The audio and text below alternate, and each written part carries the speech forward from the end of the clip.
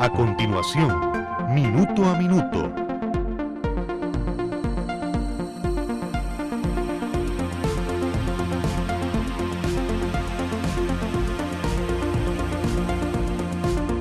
Cuando el instante no basta, el análisis se encuentra con la realidad.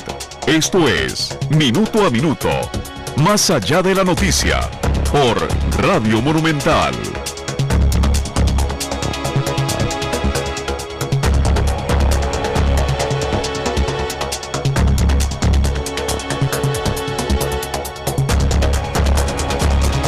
Hola, muy buenos días, bienvenidos a Minuto. Hoy viernes 8 de junio del 2012.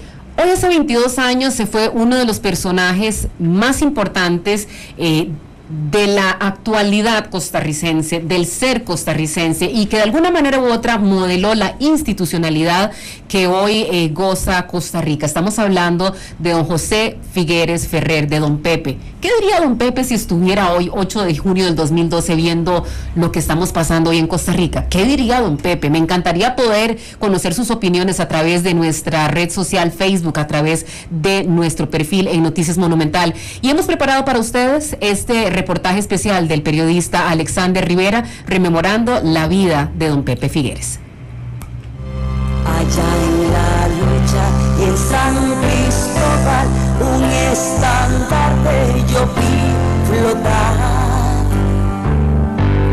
El estandarte a Pepe Figueres, que no ha caído y nunca caerá. Sin ser muy conocido en el ambiente nacional, don Pepe Figueres acudió a la radio para denunciar algunas acciones del gobierno de Calderón Guardia. Así se dio a conocer como líder político. Y dígalo si quiere, que yo le ando por teléfono para decirle que no solo nos vamos a quejar al tribunal, sino que vamos a pagar a que nos haga una sinvergüenzada como esa de poner en este momento una noticia falsa de esa importancia. Diga que yo lo digo, dígale que yo, diga por radio, que quéjese, y quéjese al tribunal. Por esta razón, el presidente Calderón lo expulsó del país el 11 de julio de 1942 y se le permitió la entrada a Costa Rica en mayo de 1944 en el gobierno de Teodoro Picado. En 1948 encabezó el Movimiento Revolucionario de Liberación Nacional en protesta por el irrespeto del gobierno de Teodoro Picado a la decisión del pueblo de que su próximo presidente fuera el señor Otilio Ulate Blanco. Su compañero de lucha, Álvaro Fernández, opina al respecto. Él venía declinando mucho, ya no era el mismo, pero era un símbolo, como quiera que fuera. Y la pérdida de don Pepe fue, yo digo que catastrófico para el país. Sin embargo, ahí vino el hijo después que no ni siquiera le limpió los zapatos al papá, ¿verdad? Porque la filosofía... Aquí dicen socialdemócrata, no, don Pepe no entendía de eso es importado de Europa. La socialdemocracia es una cosa importada. Simplemente, como está en los libros de Rodrigo Paz, había una enorme sensibilidad social, de justicia social. Nuestro gallardo libertador.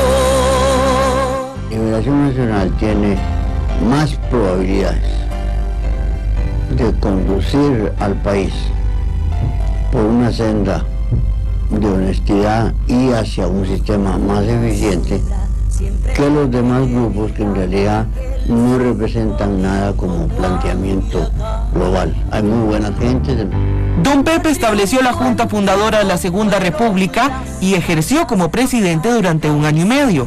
En ese periodo abolió el ejército, declaró oficial la letra del himno nacional, creó el Instituto Costarricense de Electricidad, que terminó con la crisis de energía eléctrica que sufría el país, y también nacionalizó la banca. El presidente Figueres entregó el poder a don Otilio Ulate el 8 de noviembre de 1949. 2 años después funda el Partido Liberación Nacional, con el cual fue electo presidente de la República en 1953 y 1970. El periodista y escritor Alberto Cañas calificó a don Pepe como el hombre más importante en Costa Rica en el siglo XX. Sí, es una figura ya histórica, ya consagrada, ¿verdad? Que por cierto está haciendo mucha falta aquí, ¿verdad? Porque pusiera orden, porque sí tenía el don de poner orden. En fin, ese para mí es coincido con las encuestas, el gobernante más grande que tuvo Costa Rica en el siglo XX, seguido, digamos, a cierto plazo, pero seguido por don Alfredo González y don Ricardo Jiménez, que para mí fueron los tres hombres del siglo XX, pero Pepe indudablemente es el más grande de todos, ¿verdad? ¡Viva Pepe! ¡Viva sus hombres! Sí, señor, aquí han venido 7 personas a decir que la pizarra dice que yo estoy haciendo un discurso diciendo que liberación... Eso es falso, eso no se ha dicho. Bueno, pues necesito saber qué se dijo y necesito oír rectificaciones por radio, no es a mí quien tiene que darme. Es al público que ustedes le han mentido infamemente. Durante sus administraciones, José Figueres fundó el Instituto Nacional de Vivienda y Urbanismo, creó varias escuelas y colegios y contribuyó para la construcción de la carretera panamericana. Creó la Ley Orgánica de la Guardia Rural, el Ministerio de Cultura, Juventud y Deportes, el Instituto Mixto de Ayuda Social y la Procuraduría General de la Ética y también la Universidad Nacional, solo por mencionar algunas instituciones. Don Pepe recibió el Premio Nacional del Ensayo Aquileo J. Echeverría en 1973. Murió el 8 de junio de 1990 y fue declarado Benemérito de la Patria en noviembre de ese mismo año. Yo veo una fuerte resistencia en las instituciones, en los funcionarios, en los hombres, en las mujeres, a dejar que nosotros, después de solo 30 años de la guerra, tomemos un mal camino. Hoy Costa Rica recuerda el legado del político, del pensador y del humanista costarricense José Figueres Ferrer. Informó Alexander Rivera González, en el Control Master Víctor Peralta, bajo la dirección de Michelle Mitchell Bernard. Minuto a minuto. Queremos invitarlo a que usted nos diga qué diría don Pepe de la Sala Cuarta, qué diría don Pepe de los actos de corrupción de la clase política el día de hoy, qué diría don Pepe de toda la situación económica a nivel nacional e internacional hoy cuando conmemoramos, o más bien cuando recordamos su vida, su legado, luego de que se cumplen 22 años de su deceso. Y el día de hoy, en Minuto a Minuto, hemos invitado para el tema de fondo a don Denis Meléndez, regulador general de la Autoridad Reguladora de los Servicios Públicos, ARECEP, otro columnista muy conocido de la República, le dice el aumentador general, porque lastimosamente muchas veces desde la regulación, desde la ARECEP, lo que vemos es la variación en tarifas, en algunos casos hacia la baja, en la mayoría de los casos hacia el alza.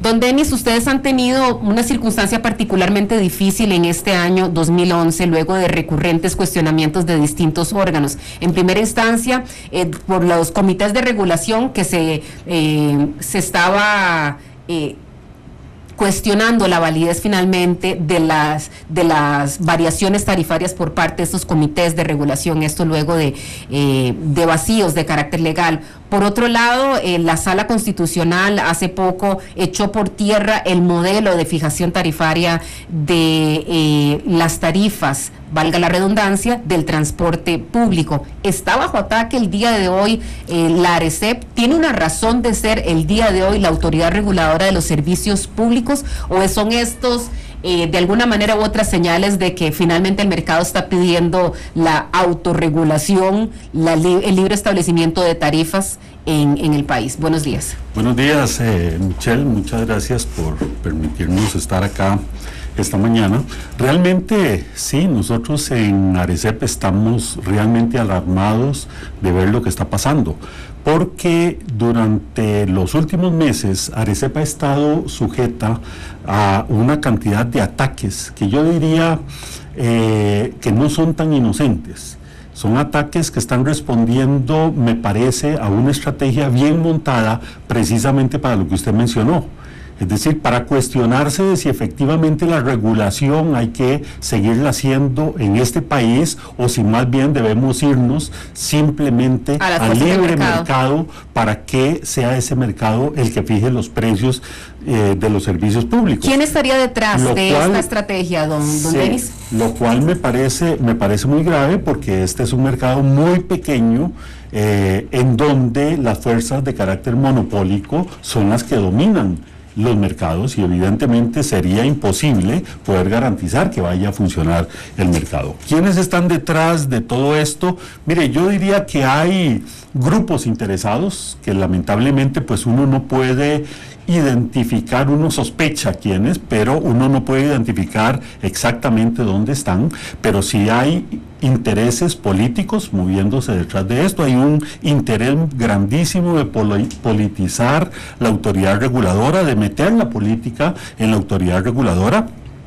Hay intereses de carácter económico que se están mezclando acá. Es muy clara la estrategia que se está viendo de que se busca como una primera etapa dividir la autoridad reguladora y que en vez de ser una sola entidad se convierta en 4 o 5 entidades distintas, cada una para un sector, lo cual es muy grave porque también en un mercado tan pequeño, entidades muy débiles son fácilmente capturables. Don Denis, cuando hablamos de la politización de la Autoridad Reguladora de los Servicios Públicos, ¿cómo mantiene su independencia la ARECEP, su independencia de presiones de carácter político, cuando la ARECEP regula precisamente tarifas de servicios prestados por el Estado, prestados por el gobierno, administrados por el gobierno de turno con intereses políticos de turno? ¿Cómo se salen ustedes de esa dinámica? Sí, mire, lo más importante que nosotros hemos planteado para lograr la máxima independencia es tener metodologías tarifarias muy claras, sencillas, transparentes, que todo el mundo las entienda, que todo el mundo las pueda calcular, que no se nos puede decir, mire, es que ustedes están atendiendo en este momento a que les vino una presión de este lado, una presión de este otro lado para poner un determinado precio, una determinada tarifa. Eso es la labor que hemos estado haciendo y eso es lo que ha tenido más resistencia en este país. Eso es importante destacarlo porque si la gente se está oponiendo a que las cosas sean claras y transparentes, es porque les está doliendo a alguien que eso sea así. Hay gente que sale perjudicada con esto porque han hecho su modus vivendi de ese mercado medio claroscuro que ha imperado por ahí. Hay gente que le gustaría que las tarifas y los precios los beneficien directamente y se les dé una cucharadita más grande que lo que se le da a otros. Obviamente, si uno pone las cosas muy claras y dice, mire, estos precios se van a mover con estas variables las vamos a tomar con base en estos indicadores, ahí se acabó toda discrecionalidad de funcionarios, de intervenciones exógenas, etcétera. La Sala Cuarta es una intervención exógena. Mire, ¿Quiere ser particularmente clara, verdad? Yo creo en este momento, porque la Sala Cuarta evidentemente nos está causando una inseguridad jurídica muy grande. Ya lo hemos visto con que la Sala ha estado fallando en términos de los temas tarifarios de manera contradictoria. Unas veces falla en una dirección y otras veces falla en otra dirección. Cuando le pedimos a la asesoría jurídica que nos diga, mire, ¿cómo debemos actuar? Y dice, bueno, es que la Sala ha actuado de esta manera en esta ocasión y de esta otra manera en esta otra ocasión.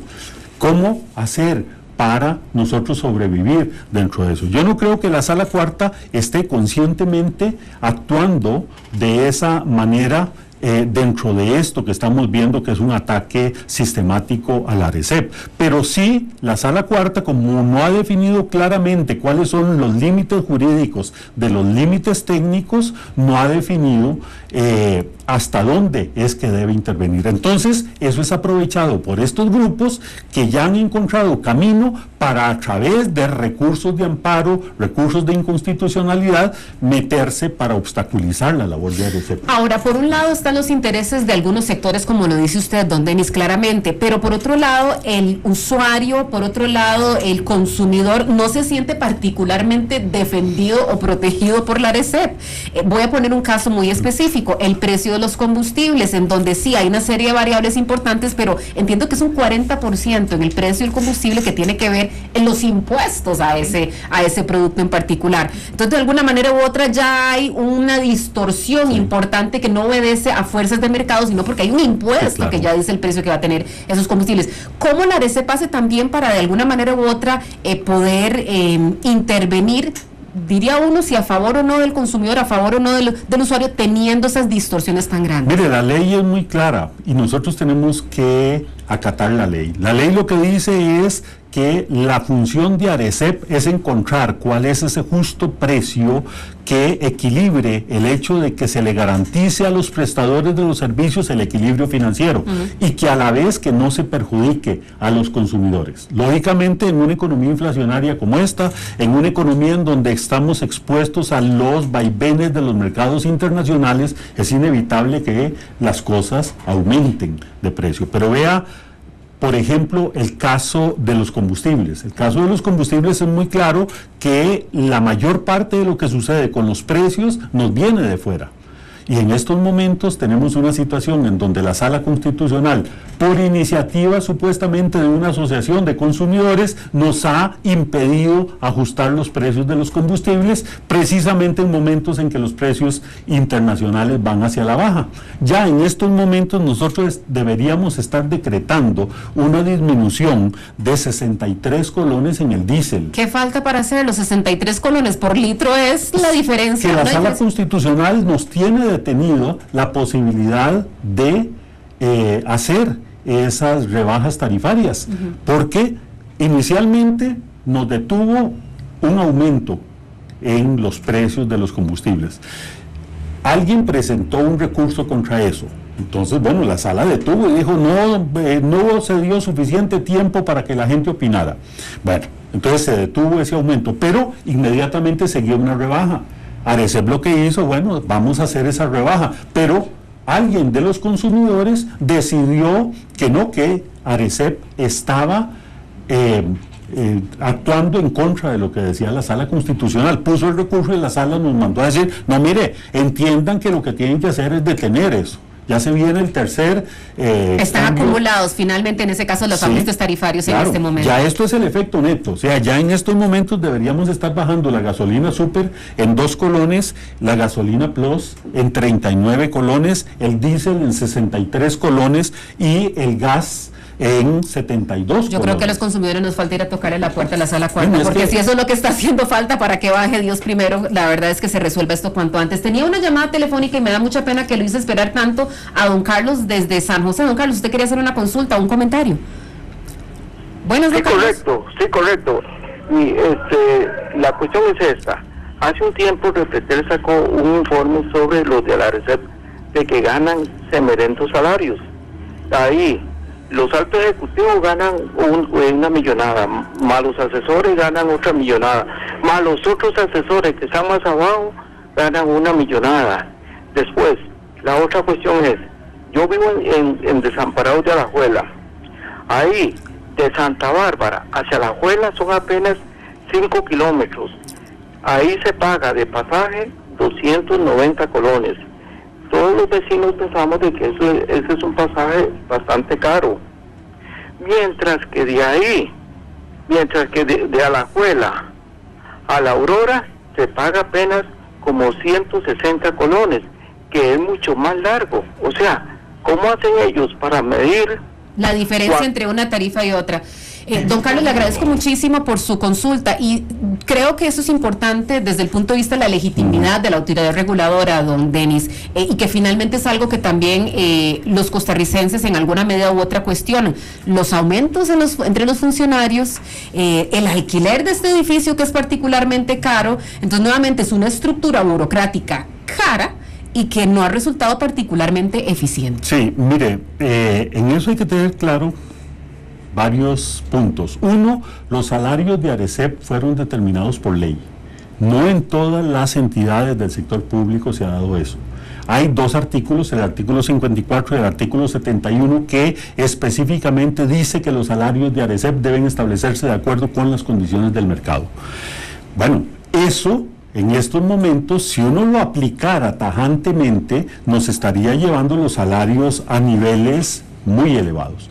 Tanto que los propios funcionarios de ARECEP tienen demandada a la ARECEP porque dicen que no se están pagando los salarios de acuerdo con lo que dice la ley. Bueno, hay una demanda en un contencioso administrativo en contra de la ARECEP por esos aumentos salariales. El sindicato ha planteado esa demanda.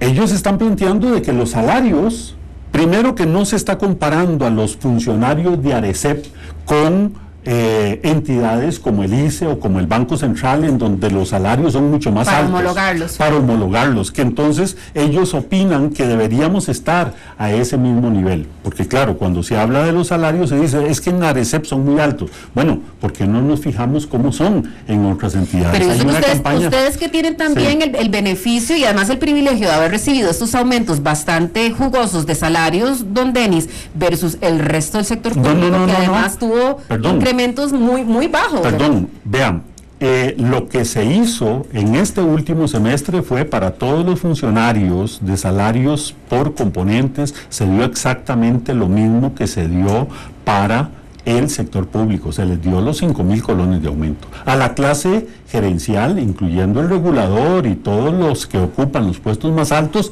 no se dio absolutamente ningún aumento. Y a los demás funcionarios se les dio de acuerdo con lo que se establecía en las condiciones de mercado, que de acuerdo con una encuesta que se hizo por parte de una firma que se contrató expresamente, para unos funcionarios significaba un aumento, para otros significaba una disminución que obviamente no se puede aplicar. Quisiera dejar hasta aquí el tema de los salarios para concentrarnos en los poquísimos minutos que nos quedan en el tema de la regulación y de los ajustes tarifarios. ARECEP ha entrado también en conflicto con algunas entidades como Habdeba. Habdeba dice, desde hace 7, 8 años no nos están ajustando tarifas, nosotros necesitamos un 21%, ARECEP dice un 10%. Voy a poner otro caso, ahorita estamos a 40 días, no sé si está regulado sí o no ese servicio, pero estamos a 40 días de que se fenezca el contrato de Riteve, ¿verdad? Y dice, hace cuántos años que se establecieron ellos acá, y creo que siguen cobrando los mismos 11,000 colones que creo que cuesta la revisión técnica, y están amenazando con irse del país precisamente por eso. ¿Qué está pasando que finalmente no hay una actualización de las tarifas de ciertos servicios, don Denis? Mire, el caso particular de Habdeba es muy especial. Primero, ellos fueron a ARECEP a una solicitud tarifaria en el año 2003 y desde entonces no volvieron a solicitar ningún cambio en las tarifas. ¿Decidida institucional entonces? Ellos decidieron que no necesitaban ese cambio en las tarifas, y así era por una razón.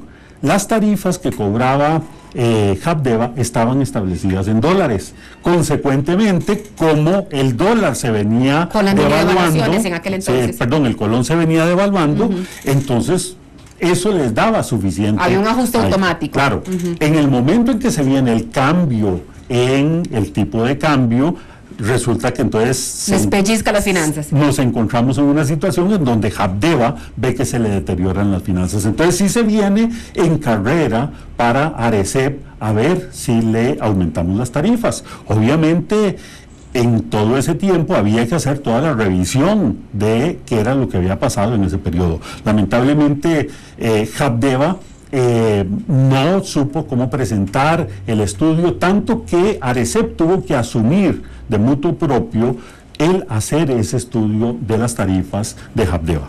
Hay un punto que ha sido muy controversial en términos de lo que significan las tarifas de Habdeba. Una parte es, lógicamente, la operación de los muelles y todas las operaciones que tienen que ver con el comercio internacional, pero Habdeba es Junta de Administración Portuaria y tiene una segunda parte, y desarrollo económico de la vertiente atlántica. Resulta que la ley dice que Habdeba tiene esos dos componentes, pero lo que se había interpretado en ARECEP desde años muy atrás, desde el 2003, que fue la última fijación tarifaria, que Habdeba debía financiar esos gastos con las utilidades que obtuviera de la operación de los puertos. Y no las tiene, porque finalmente todo se está yendo en gasto administrativo, pago salarios. Al final de cuentas, ellos presentaron una interpretación a la Procuraduría General de la República, en donde la Procuraduría General de la República dijo, no, es que si la ley le dio esas dos potestades, entonces automáticamente ARECEP le debe reconocer tarifa para la operación de los puertos, y dentro de esa tarifa tiene que incluirse los gastos de desarrollo de la vertiente atlántica. El caso de Riteve. Y eso fue lo que nos cuestionaron ahora en la sala constitucional. Bueno, ya es una cuestión de legalidad que no tenemos que ver. RITEVE es un caso muy especial. La ley lo que dice es que ARECEP debe fijar las tarifas de acuerdo con el modelo que le defina el MOP.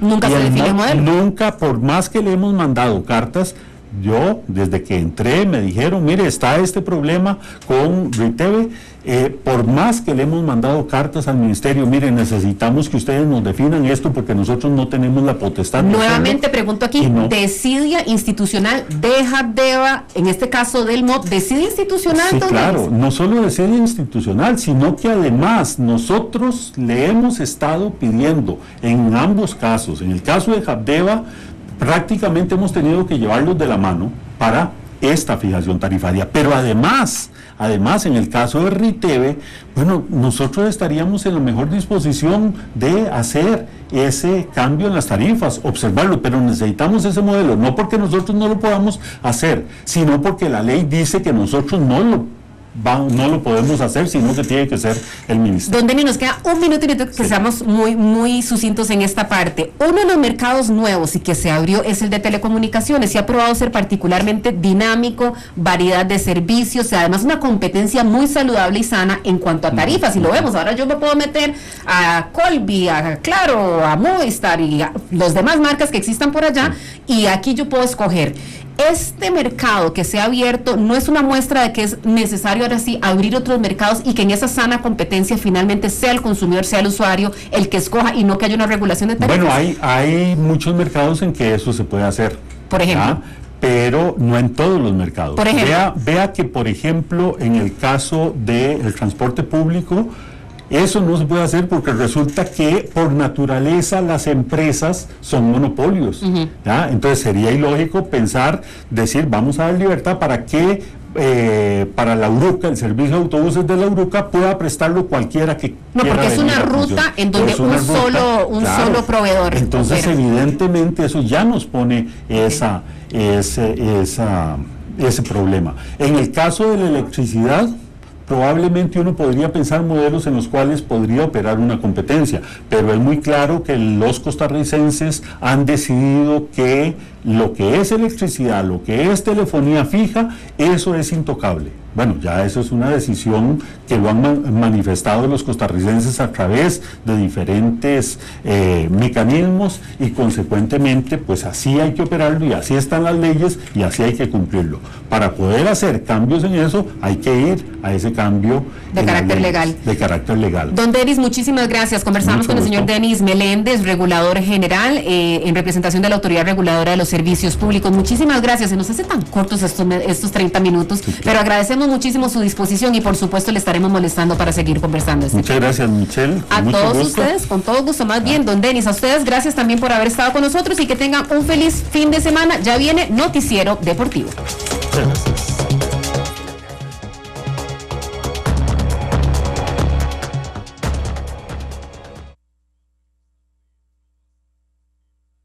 Se encuentra con la realidad.